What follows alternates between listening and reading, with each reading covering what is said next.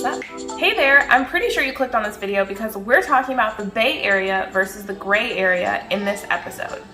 As a relocation expert, I get a ton of questions from people in Northern California, in the Bay Area, who are considering moving to the Pacific Northwest and specifically Southwest Washington, or they're thinking about looking in Portland or Hillsborough, Beaverton, thinking about Oregon, but then they come across my videos about Southwest Washington and didn't even realize that there's a Washington city that's within the suburbs of Portland where you can live income tax-free in Washington and shop tax-free in Oregon. And that, along with the many unique opportunities that Southwest Washington offers, makes them really interesting. So if that's what you're here for, stay tuned.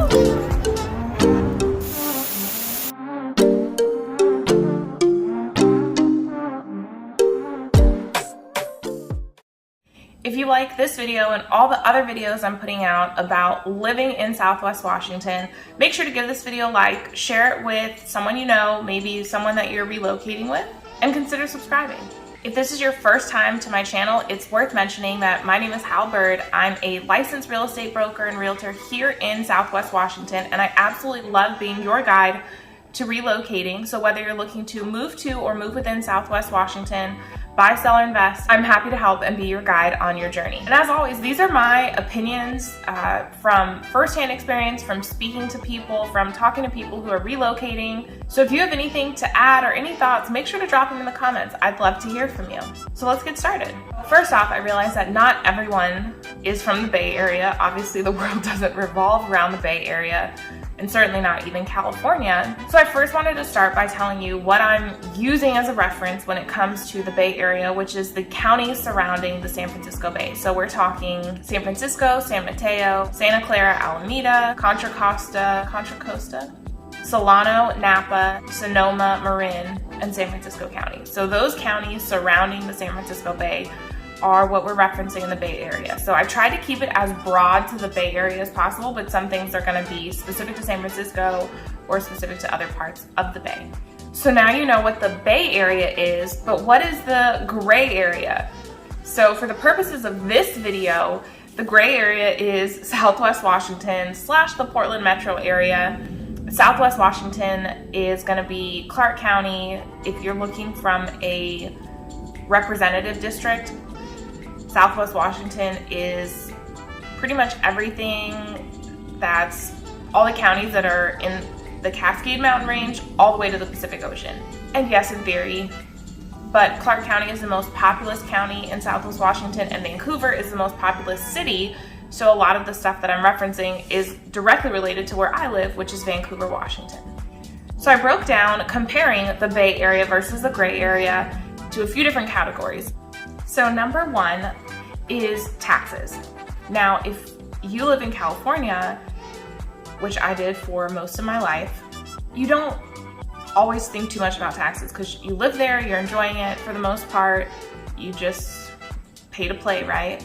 And there's a lot of justification when you live in California of, you know, well, it's the best state, and so that's just what it costs to live there.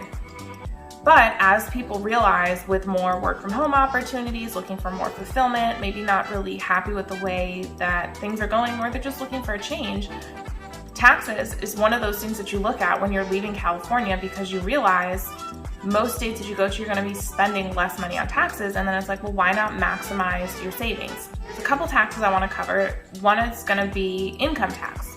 The top marginal rate in California for income tax in 2020 was 12.3%, which you'd have to be making like over $600,000 to pay. But even once you get past $58,000 in income, your top marginal rate is 9.3%. So you're paying a 9.3% marginal rate. In the state of Washington, we don't have income tax. We don't have personal income tax, and even our business or corporate income tax is extremely reasonable. And then the next thing people think is, well, then they must charge like a boatload for property tax in order to make up the difference. And the answer is no. So I looked up what Alameda County property tax is in California, and the effective rate comes to 0.7%. The property tax rate for San Francisco County is 1.18%. Here in Clark County, Washington, our effective property tax rate is 1.02%. So we're right there in terms of property tax, right in the middle between Alameda County and San Francisco County. So our property tax is effectively the same or similar to what you'd be paying in the Bay Area. And then let's look at sales tax. Sales tax in the Bay Area ranges from, I've seen as low as 7.75% up to 9.75%. And here in Clark County, our sales tax is 8.4%, but we can go over the bridges into Portland and shop tax-free. So if all these numbers kind of just jumble up in your head, the main takeaway here is that here in the gray area versus the Bay Area, you'll keep way more of your money when it comes to taxes. Number two, let's talk about my favorite subject, which is housing. I was watching a video about someone who lives in San Francisco, and they said that there was a 500 square foot house going for $700,000, which is just mind blowing. And I can understand it from when I used to live in California. But I even had one of my clients ask me recently, they sent me a house and they said, what's wrong with this house? It seems too good to be true, because when you see a nice house that you would be happy and proud to live in, and it's in your price range, or it's not close to $1 million, it makes you think, well, something has to be wrong with it for it to be less than $500,000. And it's like, no, that's just what our prices are here. So the average price per square foot in San Francisco is over $1,000. Here in Clark County, our average price per square foot is closer to $235. So if you were to buy a 2,000 square foot house in San Francisco, it would cost you upwards of $2 million on average, guys. Please don't send me a specific example where you found a 2,000 square foot house for less. These are averages, okay? Now in Clark County, a 2,000 square foot house would cost you on average $470,000 going price per square foot. So for the same size house, you're gonna be paying 4 times more if you live in San Francisco than if you live here in Vancouver and Southwest Washington. So far, the gray area is winning on taxes and housing prices. And that brings us to number 3, which is the job market. Now, everybody knows that the Bay Area is home to Silicon Valley, which has a lot of tech jobs. Here in the gray area, we have a bit more diversity in our industries, like banking, defense, tech, manufacturing, and retail. You know, obviously companies like Nike and Adidas are headquartered here in Portland. From a job market opportunity standpoint, I think that the Bay Area is going to win out a little bit more. Those tech jobs tend to be high paying, but with COVID, a lot of them are going more and more remote and work from home, which means that you can essentially live anywhere in the country and possibly the world. And so when you combine that, I think Southwest Washington still has a lot of appeal. But in terms of the actual job market, I would say that the Bay Area wins. Now, number 4 is weather, and this is 100% from personal experience, because you can look up all the stats on annual rainfall and snowfall and the humidity and the wind and all that stuff you can look up. So my personal experience, and I've been to San Francisco a few times, been to various parts of the Bay Area, is it's a pretty mild climate. But when I did go to San Francisco in the summer, it was cold and foggy, and I was not expecting that, especially growing up in Southern California. When we went to San Francisco in the summer, I wasn't expecting to be wearing a hoodie, which if you're from California, you know, like 60 degrees is cold, and it's like hoodie weather or jacket weather. Not so much now that my body has adjusted to Vancouver and Pacific Northwest weather. 60 degrees doesn't feel quite as cold to me as it used to. But San Francisco is cold in the summer, from my personal experience, and feel free to dispute me in the comments. And then from a rain standpoint, gets about 25 inches of rain per year. Now, the gray area, we have a pretty mild winter. It's often overcast, especially outside of the summer. We have like 4 months in the 3 years that I've lived here, about like end of May to September-ish, like 4 solid months of sun, very little rain. It might rain like less than a handful of times in the summers that I've been here. Absolutely gorgeous. You probably heard me compare it to San Diego weather before. It's in the 80s. We don't even need to use our air conditioning. It's warm, you know, 70s, 80s, so I don't need to use our air conditioning except for maybe like 1 or 2 weeks when it gets pretty hot into the 90s. Again, personal experience, yours might differ. So when it's not that beautiful summer, it can be overcast like today, hence the gray area reference in this video. It can be drizzly. We get about 42 inches of rain per year and the national average is about 38. So a little bit more than average, definitely not as much. The way that people portray the Pacific Northwest, you would think we would get like double or triple the average amount of rain. But really it's just that ours is spread out over more days because it's very misty and drizzly. We're not getting just a few heavy days of downpour per year. It's spread out a lot more. So I think the weather is pretty much a draw, both really mild climates, not super snowy, not overly hot, not excessively humid, both mild temperate climates. So I'm gonna say the weather is a draw, but based on my bias, I personally love the weather here. So make of that what you will. So if I'm keeping track, we've covered 1, taxes, 2, housing, 3, the job market, and 4, weather, which brings us to number 5, which is the scenery. In the Bay Area, you're gonna have a lot of pines, redwoods, cedars, you're gonna have beaches in various points because obviously much of the Bay Area, it's a bay, so it's surrounded by water. And then you're gonna have Napa for wine country. So you have a pretty good mix in terms of forest, beaches, water views, wineries, which is its own separate beauty in my opinion. So I think you have great scenery when it comes to living in the Bay Area. And you're gonna find a lot of similar scenery up here in the Pacific Northwest and Southwest Washington. We have wine country in Oregon, we have wineries here in Clark County, Washington. And then in south of Portland, you have a more of a wine country, which Oregon wines are notorious for growing really good Pinot Noirs. You have Mount Hood 90 minutes away. You have the Washington and Oregon coast 90 minutes away. And then within 20 minutes, you can be out into the gorge from where I'm sitting right now. And that is just amazing to be in the Cascade Mountain Range and you see the Columbia River cutting through the mountain range. It's absolutely gorgeous, and you've seen some of that scenery in my other videos. I'll share some right now as well. So the scenery up here is truly beautiful, world class. So unfortunately, I think I'm gonna have to kind of call a draw here too. I think that the gorge probably puts the gray area, nudges it a little bit over the top.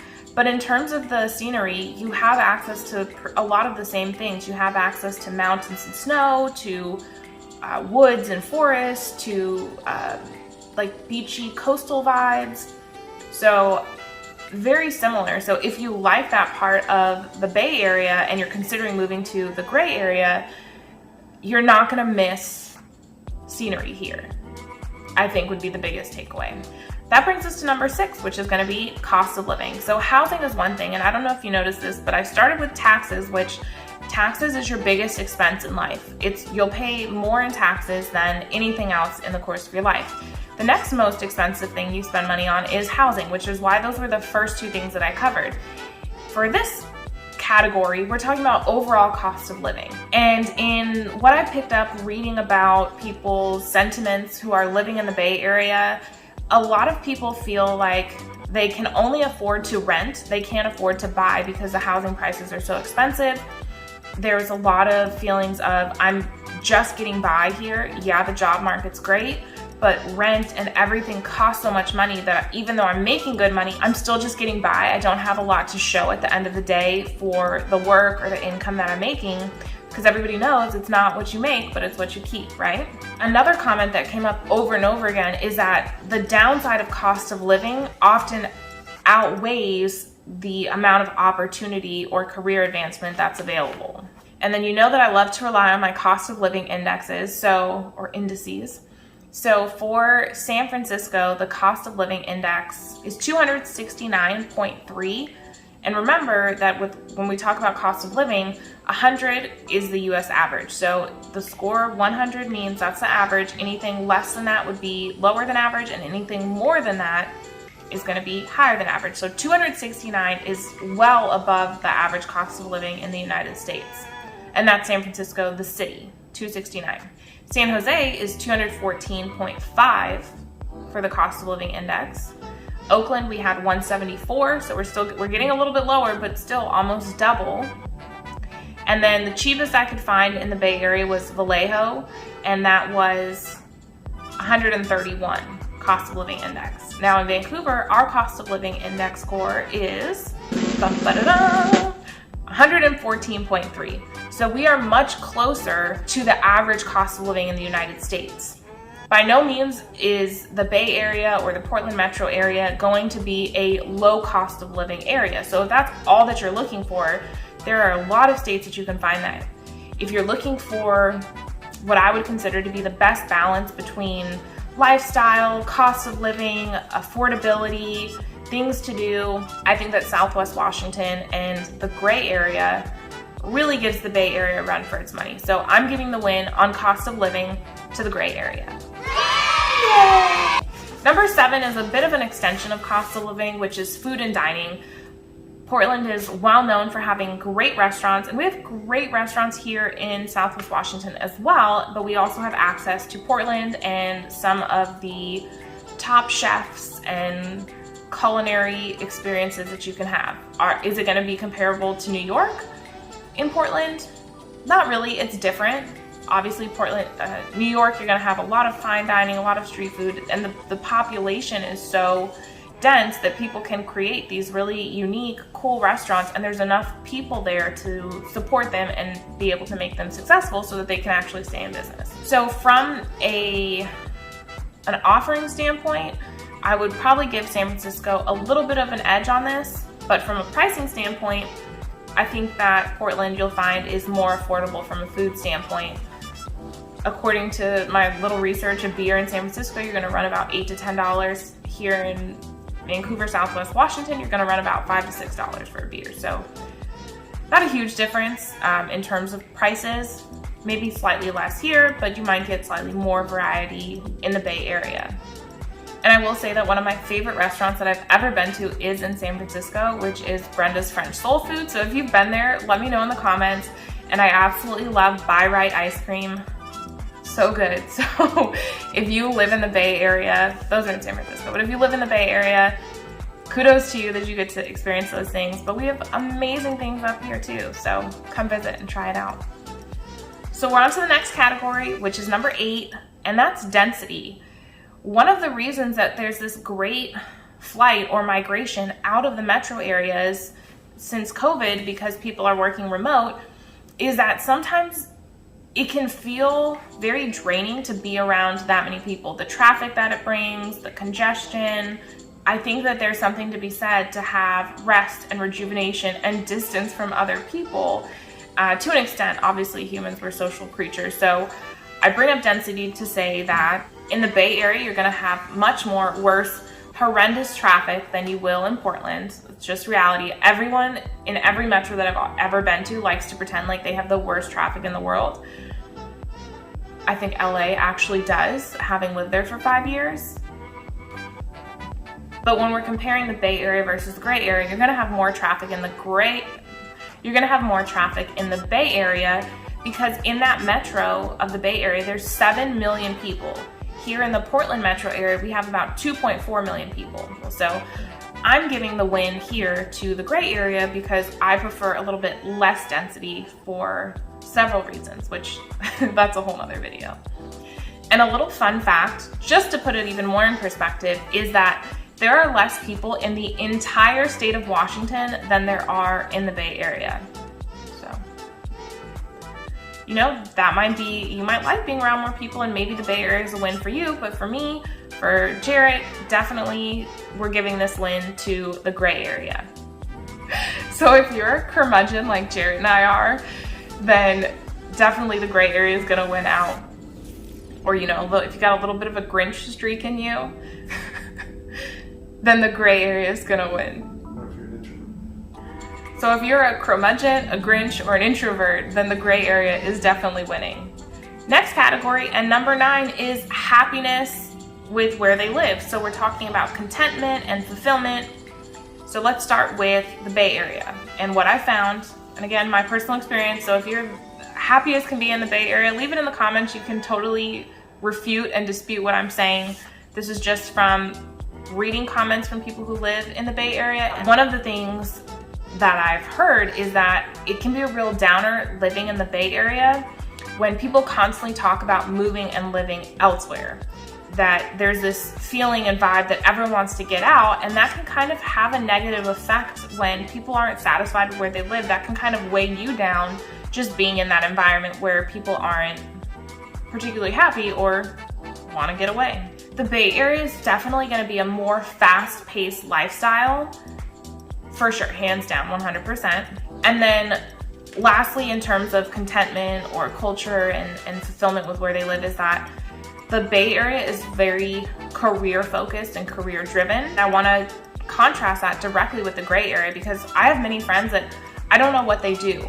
You can easily talk to someone, and this was a little bit different coming from California because in California, everywhere that I've been, one of the first things that you ask people when you meet them is, what do you do or where do you work? And that can be great for networking, but I definitely noticed that here in the gray area, life doesn't revolve around your career, and I personally find, don't get judged as much for what you do or what you don't do. So it's not the first thing that you'll learn about someone, and you can easily be good friends with people and not really know exactly what they do. So interestingly here, you'll find out a lot more about what people's interests and activities are, what's important to them, long before you ever find out what they do for work or money. And I think that goes into living here in the Pacific Northwest. People are really driven by fulfillment and happiness and being content with who they are, what they wear, what they do. It's a very free-spirited culture, especially when you go into Portland. You'll see people don't always care to conform. So you can really be in your own lane and not get judged for it. And if anything, you'll be celebrated for being different here. That keep Portland weird culture is still very much here. And I think I'll probably have some Portlanders in the comments say keep Californians out. I've seen bumper stickers with the outline of the state of California and a little, like a little no sign, a little slash through it. So you have that. So I'm gonna give an edge to the gray area on that as well. So obviously in this video, I'm gonna be slightly biased because I chose to live here in the gray area versus I could have moved to the Bay Area from Southern California, and I didn't, and there are reasons for that. And there may be reasons why you living in the Bay Area might consider moving now to the gray area in Southwest Washington. And so I wanted to highlight some of the differences and make it a little bit more specific to that area. I wanted to make a comparison just for y'all.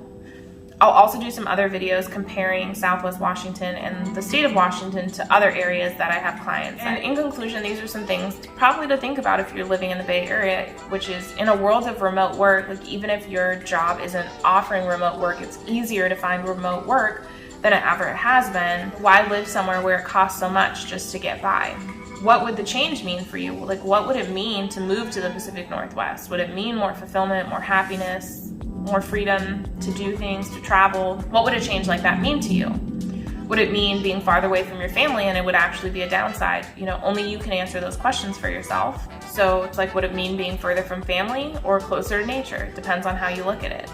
Does the lower cost of living mean that you can retire sooner, that you can travel more, that you can have more freedom, less stress, being in a less fast-paced environment that's, you know, constantly focused on career advancement? Maybe you can get out and enjoy the nature that's around you. Just some things to consider. There's no right or wrong answers here. Obviously, you're watching this video because you're thinking about relocating from somewhere to somewhere else. And I really hope that you find the place that makes you the most happy and fulfilled, wherever that might be. So leave a comment. And if you're thinking about relocating, especially if you're looking to buy, sell, or invest, I can make myself available to you. Text me right now, 360-818-4438, or go to my website, halbyrd.com, and start favoriting houses. When you favorite houses, it gives me an alert, lets me know who you are, and I start to learn what you like so that as you get closer to moving here, I have a really good idea of what you're looking to buy. I'd love to work with you and be your guide on this relocation journey. And if you know anyone who's looking to get into real estate as a career, make sure to reach out. I have tons of access to trainings and opportunities and can really point you in the right direction getting your career started, and you can even work with me directly. Same contact information, it's all in the description below. Till next time, ciao.